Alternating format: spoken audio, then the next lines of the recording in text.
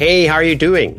I'm Vasco Duarte, your host on the Scrum Master Toolbox podcast, and I've got some exciting news. So, right now, as I record this, I'm holding in my hand the signed contract for our very first Global Agile Summit.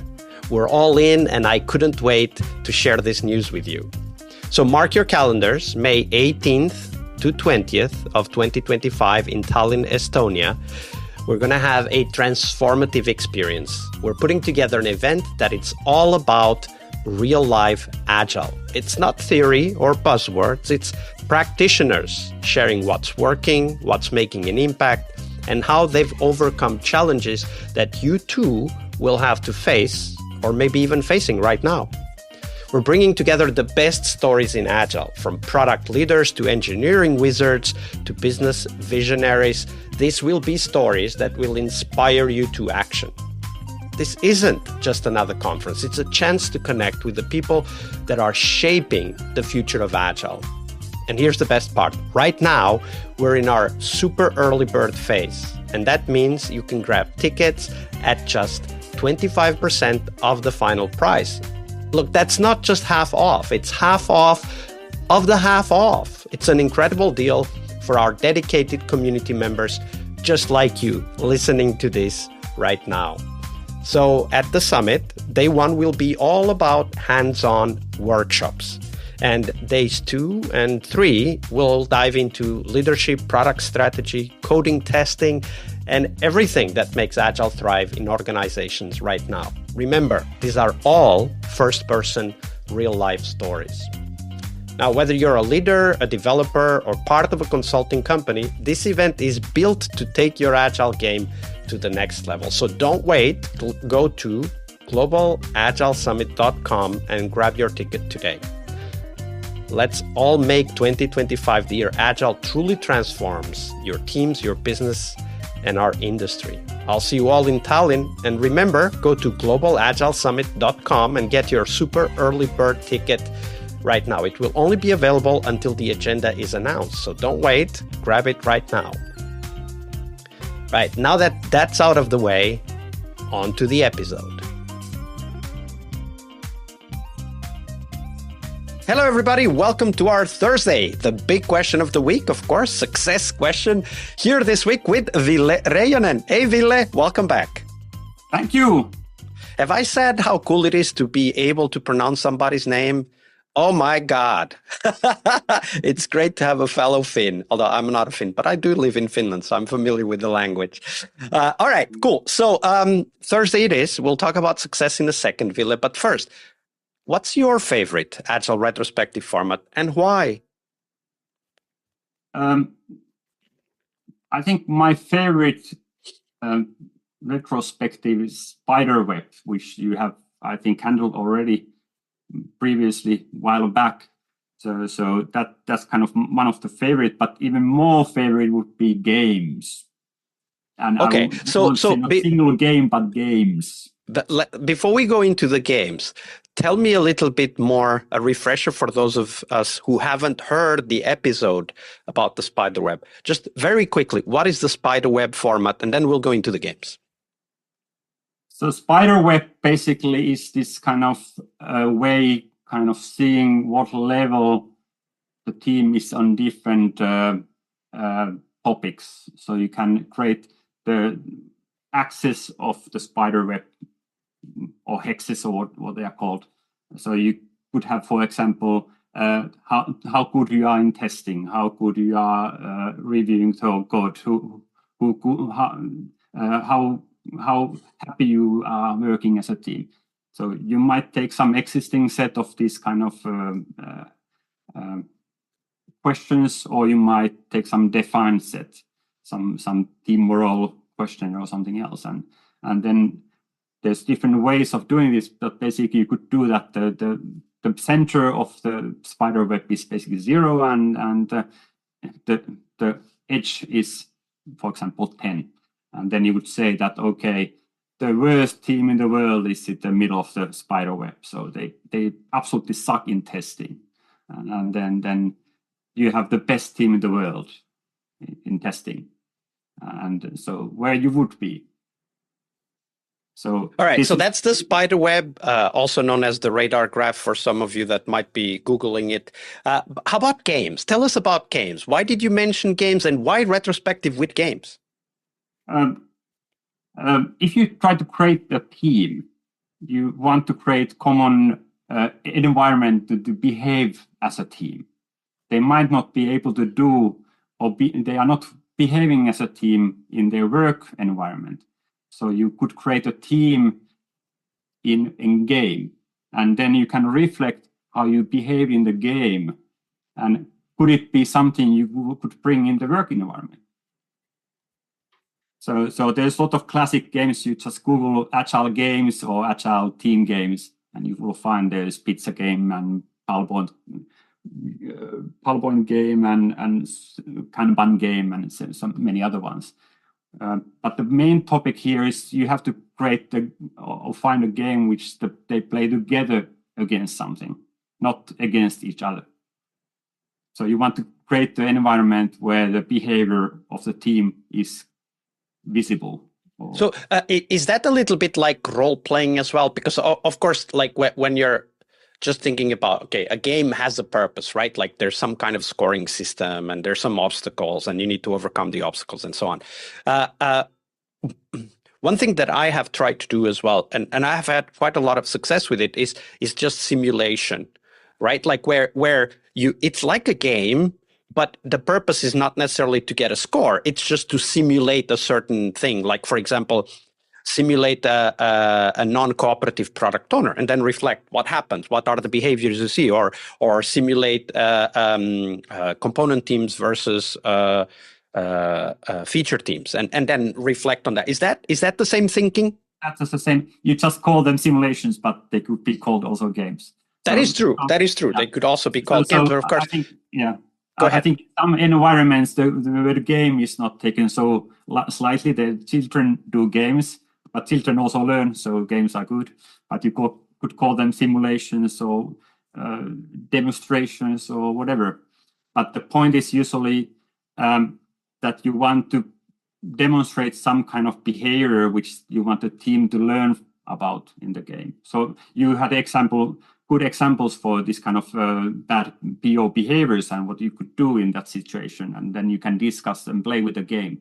And it's kind of role playing. So it's not AD&D, but it's one kind of role playing. Yeah, absolutely. And role playing and games and simulations can be really powerful. One of the things that I have seen is that when using those strategies, you see behaviors that in real life might take weeks to develop, and you see them develop in minutes.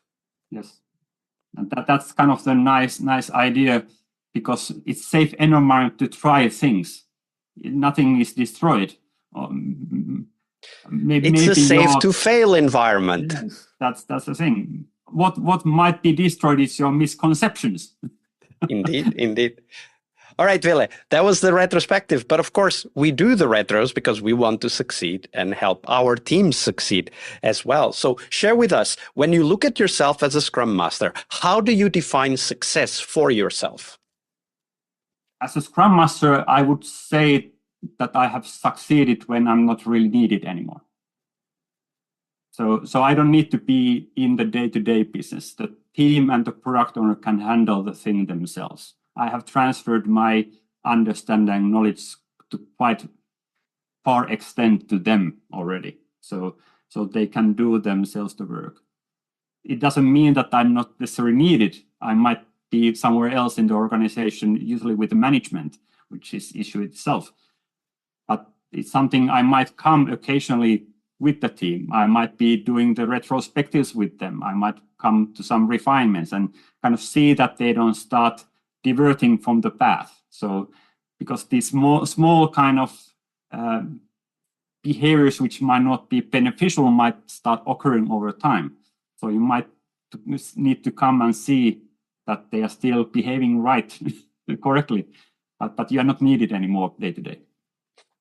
Yeah. So one of the things, we get that answer a lot, and it's still the right answer, right? Like in the end, the answer is not the problem.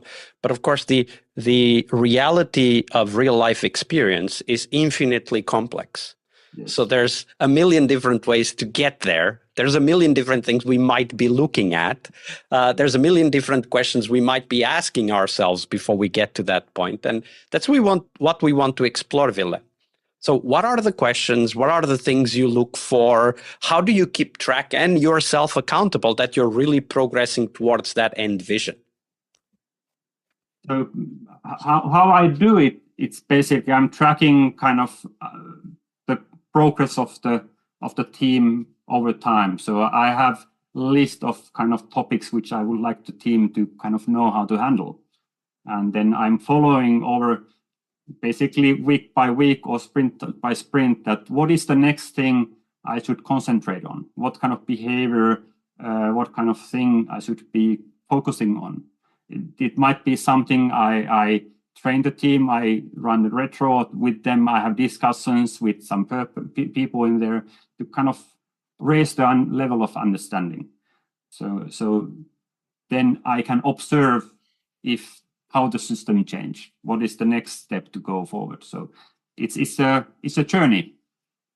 Mm-hmm. So what I hear you say is you have kind of a list of behaviors, maybe we can call them patterns, that you want to see in the team.